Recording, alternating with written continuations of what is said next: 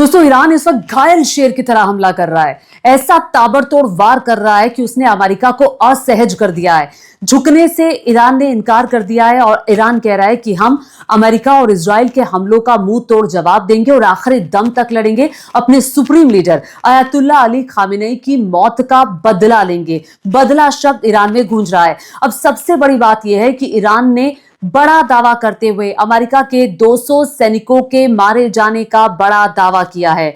200 सैनिकों को मार गिराने का दावा किया है, जबकि अमेरिका के रक्षा विभाग पेंटागन ने इस बात को स्वीकार किया है कि 3 सैनिक उसके मारे गए हैं और 5 सैनिक जख्मी हुए हैं। 3 सैनिकों की मौत को अमेरिका भी स्वीकार कर रहा है। अब देखिए, आज जो हुआ है वो हुआ है जिसके बारे में अमेरिका ने, इजराइल ने और ना ही बाकी गल्फ कंट्रीज ने सोचा होगा। आज सऊदी अरब पर ईरान ने बड़ा हमला किया और सऊदी अरब की सबसे बड़ी रिफाइनरी जो है उस पर अमारको रिफाइनरी है, अमारको रास रिफाइनरी है, उस पर बड़ा हमला किया और वो रिफाइनरी वहां से धुआं निकलता हुआ दिखाई दिया। देखिए, सऊदी अरब की रीढ़ है ये जो सरकारी रिफाइनरी है, और जो तेल सऊदी अरब तेल के लिए जाना जाता है, वहां से तेल अलग अलग मुल्कों में जाता है और ये बिजनेस जो है वो सऊदी अरब की रीढ़ है। अगर रीढ़ को कुछ दिनों के लिए, अगर काम को कुछ दिनों के लिए बंद कर दिया जाएगा तो उस देश की अर्थव्यवस्था पर कितना बड़ा असर पड़ेगा, और इसका असर दिखना शुरू हो गया है। क्रूड ऑयल के दाम 9% to 10% तक बढ़ गए इस रिफाइनरी के बंद होने के बाद। हालांकि जानकारी ये भी आ रही है कि आज सुबह रिफाइनरी को बंद कर दिया गया था, उसके बाद ईरान ने इस रिफाइनरी पर हमला किया और रॉयटर्स की तरफ से ये जानकारी आई थी कि जो ऑयल रिफाइनरी है उसको बंद किया गया था, उस सुबह ही बंद कर दिया गया था। तो शायद ये इस तरह की सूचना सऊदी अरब के पास होगी। अब इससे आप अंदाजा लगा सकते हैं सऊदी अरब जैसे मुल्क को ईरान ने बड़ा झटका दिया है। जानते हैं ये झटका क्यों दिया है? ये जो रिफाइनरी है ये सऊदी अरब की गवर्नमेंट रिफाइनरी है। यहां पे सऊदी अरब में हालांकि यूएस का मिलिट्री बेस है, वहां नहीं, सऊदी अरब को चोट दी। अब सऊदी अरब को चोट क्यों दी है? सऊदी अरब को चोट देने के पीछे ईरान की मंशा यही है। ये वो गल्फ कंट्रीज हैं जो अमेरिका का साथ दे रही थी। इन कंट्रीज ने यूएस को इजाजत दी कि उनके देशों में वो मिलिट्री बेस बनाए, और बाकी ईरान ये आरोप लगाता रहा है कि ये सारी गल्फ कंट्रीज जो हैं जिस पर वो हमले कर रहा है, जहां पर यूएस मिलिट्री बेस है, वो अमेरिका के आगे झुके हैं।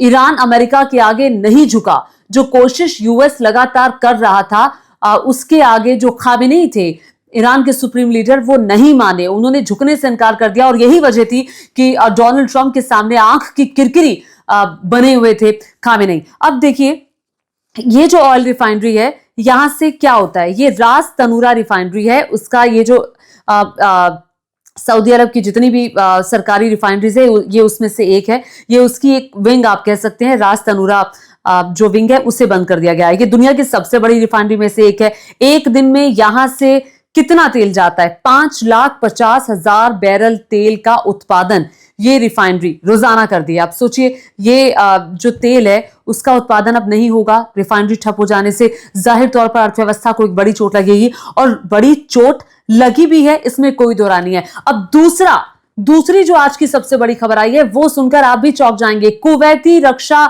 विभाग ने ये खुद माना है कि यूएस के कई जो जेट्स हैं वो गिरे हैं। देखिए, ये खबर वाकई चुकाने वाली है। कुवैती डिफेंस मिनिस्ट्री ने ये कंफर्म किया है कि यूएस के एयरक्राफ्ट क्रैश हुए हैं, और सुबह से ही इस तरह की तस्वीरें आ रही हैं। और देखिए, ये सीएनवायर की तरफ से जो रिपोर्ट किया गया, Kuwaiti defence ministry confirms several US aircraft crashed this morning. अब ये जाहिर तौर पर यूएस के लिए एक बहुत बड़ा नुकसान है, और कई सारे जो क्रैश हुए हैं विमान, माफ कीजिएगा फाइटर जेट, उसके जो पायलट्स हैं, वो 3 विमानों के तो पायलट्स हमने ही देखे हैं। ये तस्वीर आप देख रहे हैं वो सुरक्षित हैं, और इन्होंने पैराशूट का इस्तेमाल करके उन्होंने अपनी जान बचाई है। तो कुल मिलाकर के आप ये समझ सकते हैं कि ईरान ने न सिर्फ अमेरिका को, इजराइल को, बल्कि उसके साथ साथ कई देशों को झटका दिया है। और ये कुवैत में यूएस का जो बेस, यूएस के जो जेट्स हैं वो नीचे गिरते हुए, हवा से नीचे गिरते हुए भी देखे गए हैं। ये बहुत बड़ा झटका है यूएस के लिए। यूएस कुछ भी कहता रहे, हालांकि यूएस के पास अकूत ताकत है, इजराइल के पास अकूत ताकत है, इजराइल का साथ यूएस लगातार दे रहा है। लेकिन बड़ी बात यह है कि यहां पर जिस तरह से यूएस के ये, अगर कुछ जेट्स गिर भी गए तो इससे यूएस को कोई फर्क नहीं पड़ेगा, लेकिन यूएस को आघात पहुंचाए। यूएस उस सिचुएशन में आया है जो उसके लिए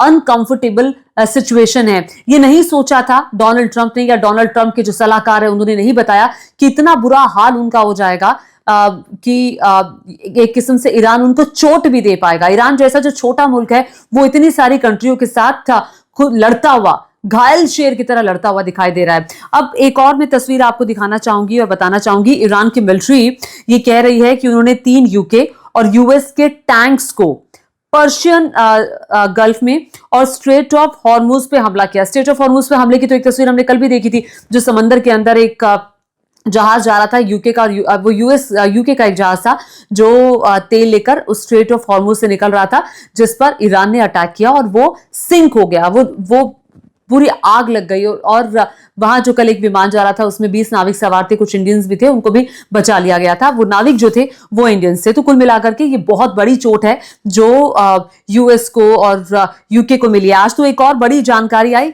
उस जानकारी के मुताबिक एक बड़ा दावा यूरोप की 3 कंट्रीज ने किया यूएस का साथ देने का, जिसमें ब्रिटेन और फ्रांस भी थी, कि हम जो है वो यूएस का साथ देंगे और यूएस के जो मिलिट्री बेसिस वहां पर बने हुए हैं यूएस उसका इस्तेमाल कर सकता है। अब जाहिर तौर पर जब चोट लगी है यूके को, तो यूके को भी लग रहा है कि नहीं, अब वो भी इस युद्ध में कूद पड़ेंगे। अब देखिए, शुरुआत यूएस और इजराइल ने की थी एक संप्रभु राष्ट्र पर हमला करने की। अब मैं एक और तस्वीर आपको दिखा देना चाहती हूं, ये तस्वीर भी बहुत इंपॉर्टेंट है।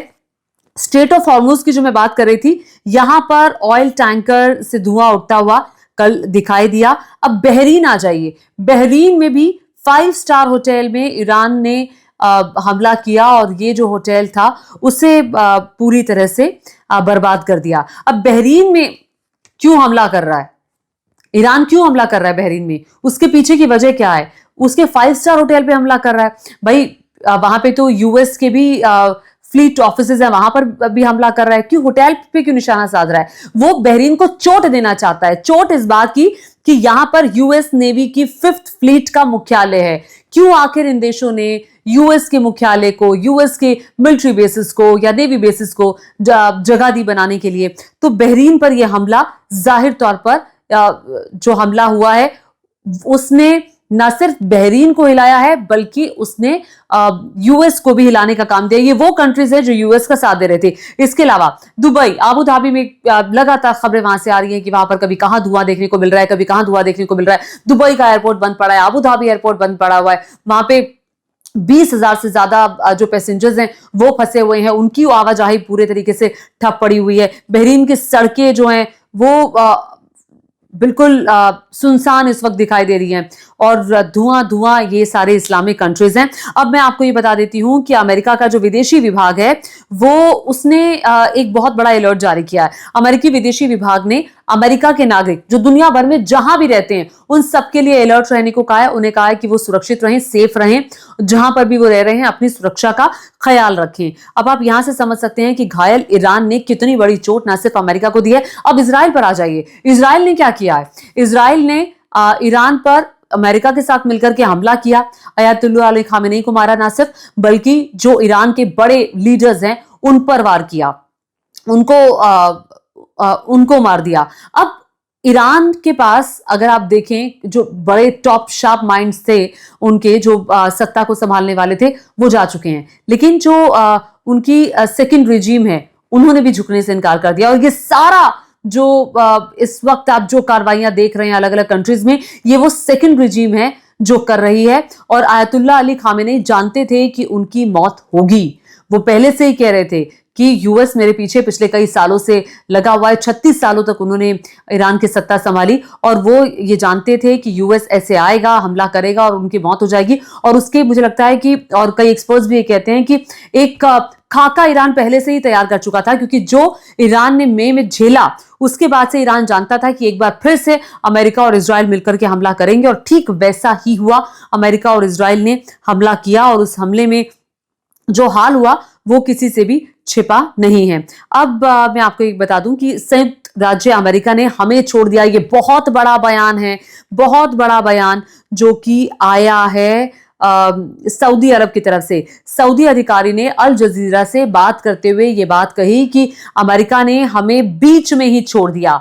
अमेरिका ने अपनी एयर डिफेंस रक्षा प्रणाली जो है वो इजराइल के लिए, अपने दोस्त के लिए वो इस्तेमाल कर रहा है और हमें बीच में छोड़ करके अमेरिका ने उन सभी खाड़ी देशों को जहां तहां उनके सैन्य, जहां पर भी इनके सैन्य ठिकाने मौजूद हैं, हमें अपने रहमो करम पर छोड़ दिया है। ईरान हमले कर रहा है, ईरान के हमलों के बीच में हम अपनी सुरक्षा करने की जिम्मेदारी हम पर है। अमेरिका का जो डिफेंस सिस्टम है वो हमारी मदद नहीं कर रहा है। ये बहुत बड़ा आरोप जो है वो सऊदी अरब की तरफ से लगाया गया है, क्योंकि सऊदी अरब में भी बड़े लेवल पर वहां पर जो अमेरिका के यूएस बेसिस हैं, मिलिट्री बेसिस है, वहां पर हमला हुआ है। सऊदी अरब भी उस पल का साक्षी बन रहा है जब ईरान उन्हें जो डिस्ट्रक्शन दे रहा है।